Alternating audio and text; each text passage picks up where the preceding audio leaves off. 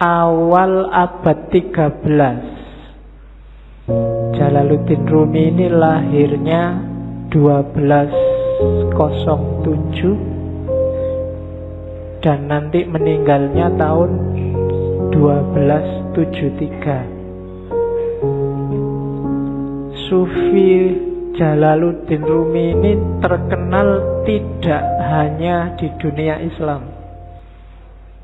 Orang Barat juga banyak yang jatuh cinta sama Jalaluddin Rumi. Dulu tahun 2007, waktu PBB 2007 800 tahun peringatannya Rumi, itu UNESCO PBB mencanangkan tahun 2007 adalah tahun Jalaluddin Rumi. Jadi orang Barat aja banyak yang jatuh cinta, padahal kita banyak yang tidak kenal sama Jalaluddin Rumi. Jangan-jangan orang luar lebih mengapresiasi. Dan sejauh yang saya tahu, muka kita umat Islam itu banyak diselamatkan oleh beliau-beliau ini.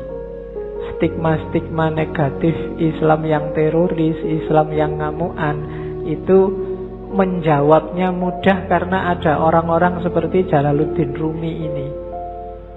Jadi kalau ada yang ngomong Islam itu ngamuan, enggak, coba dilihat Rumi itu. Kebetulan nama ini diakui.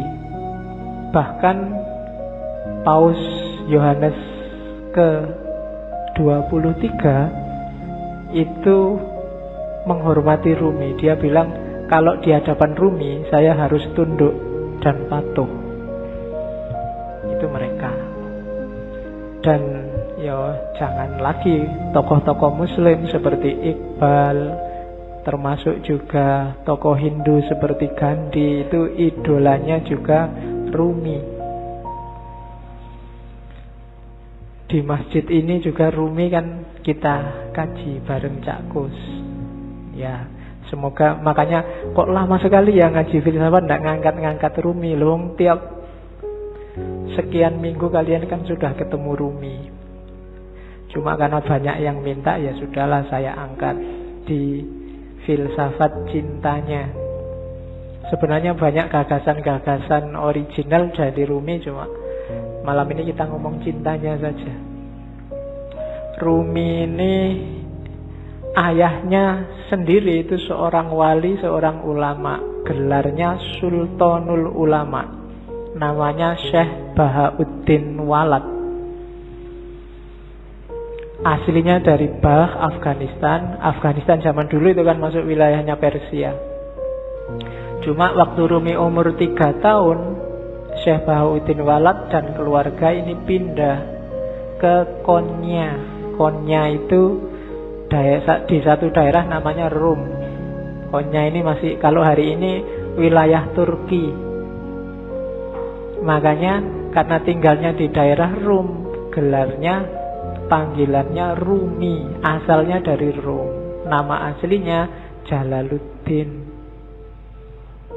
Nanti Jalaluddin Rumi ini sejak kecil sudah pinter. Bahkan begitu masuk ke Konya, beberapa tahun saat dia umur 7-8 tahun, sama ayahnya diajak sowan ke wali besar saat itu, Fariduddin Attar. Begitu Fariduddin Attar sama Rumi melihat Rumi ini saat itu berdiri di belakang ayahnya. Katanya Attar, lihatlah, lautan sedang datang, dan di belakang lautan itu ada samudra. Jadi Sufi dan wali itu biasanya lebih ngerti siapa ya jadi siapa. Dan ramalannya Fariduddin Attar benar bahwa Rumi ini nanti melebihi ayahnya jauh. Setelah ayahnya meninggal, nanti Rumi lah yang menggantikan ayahnya. Kalau zaman sekarang mungkin di pondoknya santrinya banyak, 4.000-an lebih. Sehingga dikenallah nanti Rumi dengan gelar Maulana. Maulana Rumi, tuan kami, tuannya orang Rum. Itu karena kepinterannya seorang Rumi. Jadi dia profesor pinter zaman itu. Meskipun nanti ada titik balik kehidupannya yang membuat dia jadi tidak sekedar orang pinter, tapi jadi orang sufi besar. Jadi yang bikin titik balik ini nanti ketika dia bertemu gurunya, namanya Syamsu Tabriz, Syamsuddin At-Tabrizi. Ini sufi misterius yang kemarin waktu kita ngaji Sunan Kalijogo kan, waktu Sunan Kalijogo mau naik haji ke Mekah terus transit di Malaya, di Pulau Upih itu nunggu kapal, bergurulah Sunan Kalijogo pada seorang wali yang namanya Syamsu Tabriz. Kalau di Serat Jawa namanya Syekh Sutabrid. Syekh Sutabrid ini dimungkinkan ya wali pengembara Syamsu Tabriz ini, meskipun ada beberapa kritik termasuk tidak sinkron tahunnya, tapi bisa jadi juga. Nah, itu Rumi jatuh cinta luar biasa sama gurunya. Jadi kalian gak usah heran kalau baca sejarahnya Rumi kok sampai segitunya ya sama gurunya. Masa gurunya cowok loh, ya kan? Biasanya sing pikirannya aneh-aneh, cowok seneng cowok berarti ya, enggak gitu. Ya, kayak kamu kagum sama gurumu yang kamu anggap luar biasa kan juga kamu saking harapannya, saking senengnya. Dan Rumi ekstase kalau sama gurunya ini. Rumi dapat banyak sekali pelajaran dari Syamsu Tabriz. Dari situlah Rumi kemudian mulai menarik diri dari dunia ramai. Dia mulai zuhud, mulai uzlah, yang nanti memunculkan fitnah-fitnah, bikin Syamsu Tabriz tidak nyaman di dekat Rumi, terus pergi. Ketika gurunya ini pergi, itu Rumi mengalami semacam depresi, semacam stres, ditinggal orang yang paling disayangi. Mulai keluar bakat sastranya, syair-syairnya lahir. Termasuk nanti setelah ditinggal gurunya ini lahirlah tarian paling terkenal yang kita lihat mungkin di masjid ini kemarin waktu burdan kan juga ada. Orang barat menyebutnya whirling dervish, sufi berputar, yang gambarnya orang muter-muter cepat sekali itu. Jadi itu sebenarnya waktu Rumi sumpek, suatu ketika dia ke tempatnya seorang muridnya namanya Salahuddin. Salahuddin ini pandai besi. Jadi tukang besi yang biasanya nempa besi itu. Nah, dia merenung di situ, termenung. Tiba-tiba dia dengar ketukan besi itu yang teng yang membentuk apalah kalian. Saya tidak tahu di Jogja di mana ya, pandai besi. Sekarang enggak, mungkin enggak populer. Tapi dulu ada tukang besi. Nah, lama-lama bunyi ketukan ini di telinganya Rumi kedengaran kayak bunyi wirid, kayak bunyi Allah, Allah, Allah terus di setiap ketukannya, dan secara enggak sadar tubuhnya bergerak mengikuti irama ketukan besi itu. Dari situ nanti terus dia berputar.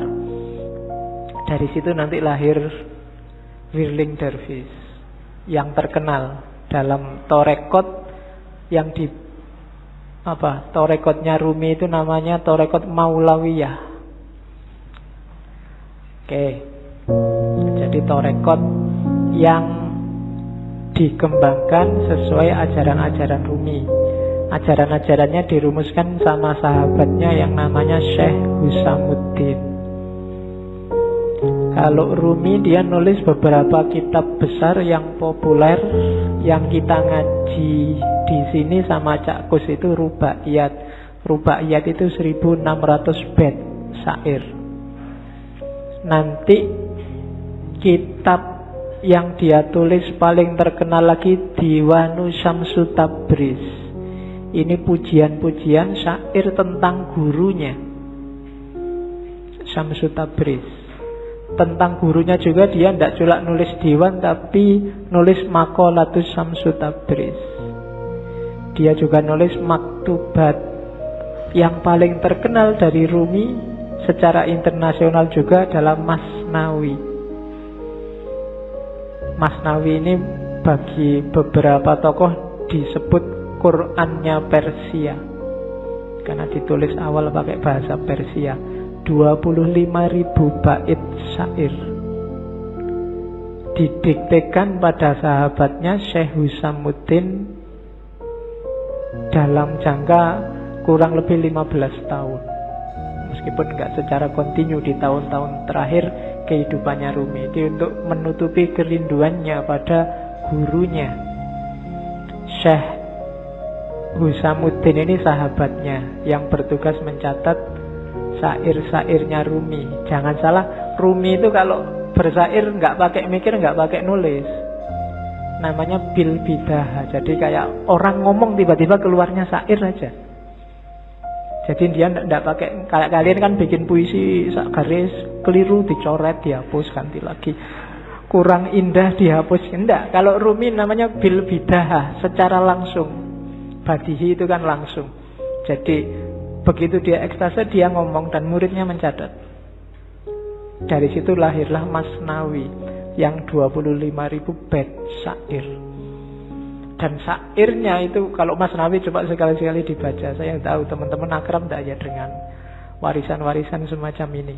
Saya dulu zaman mahasiswa sukanya yang terjemahannya Nicholson itu. Nicholson aja menerjemahnya panjang, hampir 25 tahun. Menerjemah karyanya Rumi mulai 1925 sampai 1950. Orientalis itu mau sekian puluh tahun menggeluti karya umat Islam. Jangan dibandingkan sama kita. Ya, nanti kita malu. Kita kan bisanya cuma marah-marahin orientalis. Padahal kita tidak mau setekun orientalis untuk belajar Islam. Itu kelebihan kita hari ini.